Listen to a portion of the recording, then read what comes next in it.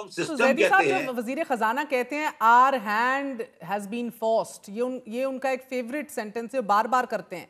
कल उन्होंने दावा किया कि कोई पॉलिटिकल कंसिडरेशंस अब सामने नहीं आएंगी, इनफॉर्मल मेरी उनसे इकोनॉमी को दरखास्त है कि डॉक्यूमेंट भी वो मुझे ये करेंगे। बता दें, जी। वजीर खजाना साहब से आप दरखास्त करें कि मुझे वो ये बता दें, सिर्फ ये बता दें कि राजा बाजार में दुकानें हैं कितनी, टैक्स तो छोड़ दें, हम्म। सिर्फ ये नंबर बता दें कि 2000 है, 3000 है, 4000 है, 5000 है। हम्म। मैं आपको यही तो कह रहा हूँ, ये सारी बातें करने वाली हैं। मेरा ख्याल है औरंगजेब साहब को कभी राजा बाजार गए भी नहीं। हम्म। देखिए ना, मैं समझने की कोशिश, मैं उनकी बुराई भी नहीं कर रहा, मेरे दोस्त हैं। मैं हम्म। ये बता रहा हूँ कि ये जो तबका है, ये रियलिटी से दूर है। ये क्यू ब्लॉक का कोई ताल्लुक राजा बाजार के साथ नहीं है। क्यू ब्लॉक का कोई ताल्लुक अकबरी मंडी से नहीं है। क्यू ब्लॉक का कोई ताल्लुक लिबर्टी मार्केट से नहीं है। ये अपनी अपनी आईएमएफ को खुश करने के लिए बैठे हुए हैं बस। इनका कोई मकसद, कोई ताल्लुक पाकिस्तान के साथ नहीं है। तो सर, इधर तो आप हमने समझ सब, मुंशी भी बैठा के और देख लिए ये वजीर मेरी बात खजाना, सुने, इधर हम ये जो लोगों ने चीज है ना, बैंकर भी बैठा के देख लिए वजीर खजाना। तो फिर क्या हल है सर, किसको बैठाएं? मैं कोई फिर राजा मैं बाजार से ही लेकर आए किसी ताजिर को? नहीं, मैं ये नहीं कह रहा, मैं ये नहीं कह रहा। आप मुझे राजा बाजार से लेके नहीं आए। आप राजा बाजार की दुकानें गिनने का ऑर्डर करें, ठीक। कोई भी करे, मैं करूं या कोई और करे। आप ऑर्डर करें कि राजा बाजार में कितनी दुकानें हैं। आप मुझे ये बताएं कि इस्लामाबाद की रजिस्ट्री जो होती है, जो इस्लामाबाद में प्रॉपर्टी की रजिस्ट्री होती है, उसमें क्या वैल्यू है और कितनी रजिस्ट्रियां आज हुई हैं और कल हुई हैं। वो उसको उसको हम ऑटोमेट क्यों नहीं करते? हम्म। देखिए, इंग्लैंड में प्रॉपर्टी खरीदते हैं, दुबई में प्रॉपर्टी करते हैं, वो सब ऑटोमेटेड है। आप क्यों नहीं करते ऑटोमेटेड प्रॉपर्टी रजिस्ट्रेशन? मुझे बता दें, समझा दें। हम्म। देखिए मेहर, आप इस बात को समझें। ये सारी जो खराबियां हैं, ये कि अनजाने में नहीं हो रही हैं, ये जान के हो रही हैं। इसमें सबका सबका बेनिफिट है। तो सर, आप कह रहे हैं कि सब जब अगर हम देखते हैं दुनिया में, तो नॉर्वे, यूके, अमेरिका, सऊदी अरब, ताइवान, वियतनाम, जिनके 21% टैक्स रेट्स हैं, फिर स्विट्जरलैंड का 14%, या कुवैत का 15%, 9% यूएई का, और हमारे यहाँ जब बिजनेसेस के ऊपर टैक्स रेट 29% लगता है, और फिर सुपर टैक्स भी 10%। हम कैसे भूल सकते हैं सर? 2.5-3 साल देखिए से तो मेहर, वही नहीं, ना टैक्स निगला के जा रहा बारे है ना में उगला जा रहा है, तो ना खत्म टैक्स करते के हैं बारे में तो। बड़ी सिंपल हाँ। फिलॉसफी ये है मेहर, हाँ। कि अगर 39% टैक्स है हम्म। तो मुझे चोरी आसान होती है।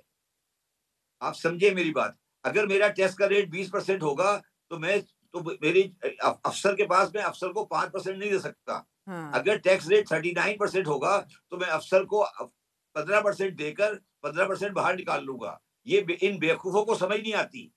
ये अच्छा, एग्री हो डिक्लेयर ही चुका नहीं था। होता ना सर? फिर आधा आधा तो फिर डिक्लेयर ही नहीं होता ना, बिजनेस और काम नहीं और नहीं, वही तो रेवेन्यू। मैं अर्ज कर रहा हूँ ना, तो यही तो मैं टैक्स भी समझा घट रहा जाता हूँ। है।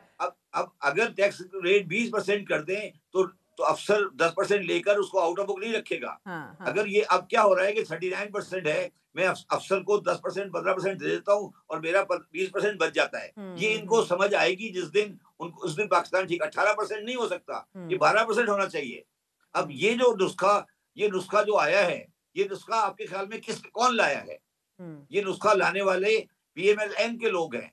उनका ये कहना है कि लोग टैक्स नहीं देते, रेट बढ़ाओ। ये पाकिस्तान की, अगर आप खराबी की मुझे आज वजह मत पूछें, 100 वजूहात में से पहली वजह जो है वो 10% सुपर टैक्स है, जो गवर्नमेंट ने लगाया है, डार साहब ने और इफ्तार इस्माइल ने लगाया था। उससे ज्यादा ज्यादती पाकिस्तान के साथ कभी नहीं हुई। और सर, उसके साथ साथ पाकिस्तान आप का भूल कारोबार जाते हैं तबाह हो अलग गया अलग है। लाइसेंस फीसें हैं, फैब पेमेंट्स है, पीटीए पे tax, spectrum tax, USF, ignite की पेमेंट्स। आई मीन, कौन कौन से नहीं है? ये तो सारे खैर, आप मुझे बताएं, हाँ। पिछले पिछले 1.5 महीने से सुप्रीम कोर्ट सुपर टैक्स का केस सुन रही है। इसमें हम्म। कौन सी रॉकेट साइंस है जो सुप्रीम कोर्ट को समझ नहीं आ रही? हम्म। आप मुझे बता दें, 10 सुप्रीम कोर्ट का केस तकरीबन 25 दिन हो गए हैं और सुप्रीम कोर्ट सुपर टैक्स का केस सुने जा रही है, सुने जा रही है, सुने जा रही है। ठीक है। अब हम्म। इसका मतलब है कि उनकी हिम्मत नहीं हो रही है फैसला देने की। ना कर दें, खत्म करें, मगर इसका मतलब है वो इधर भी नहीं जा पा चले, रहे, वो दस उधर भी नहीं फीसद जा ना पा भी रहे, कर दें और सर, वो बाद में फिर 15% विद होल्डिंग टैक्स भी लगना है, 19% जीएसटी भी लगना है। मेरा नहीं। मतलब है, ये 45% के साथ किस तरह का कारोबार करना है मैं सर? वही हर अर्ज कर 100 रहा रुपए हूं में कि अगर हम लोगों ने 50-60 रुपए रियासत को हुकूमत को दे देने हैं, तो घर क्या लेके जाना है?